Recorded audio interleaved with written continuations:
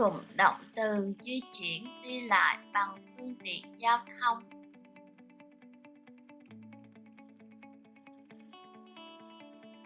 Held up. We were held up in traffic.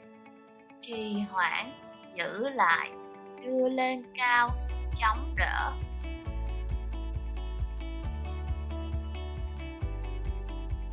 Break down. The car broke down.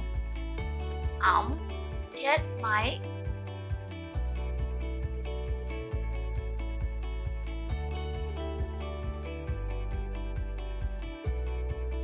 Cool down.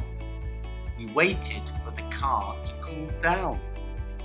Làm lạnh, lạnh đi, nguội đi.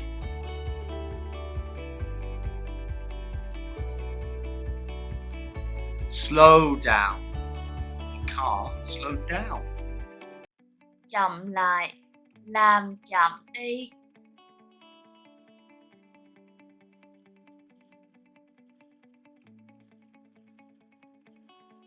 Pull into. The train pulled into the station. Vào ga.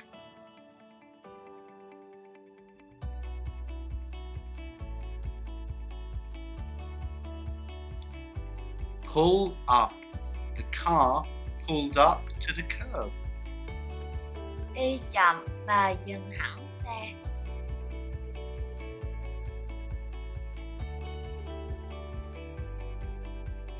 Pull over. The police pulled me over. Đổ xe khiến phương tiện giao thông dừng lại.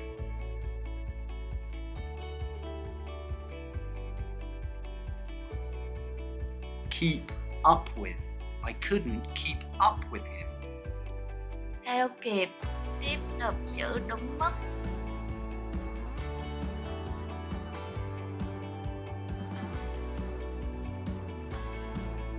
Ran over. We ran over a cat. Cán, đâm phải ai hay cái gì.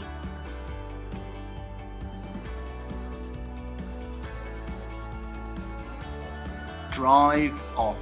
The bus drove off without stopping. Lái xe rời đi,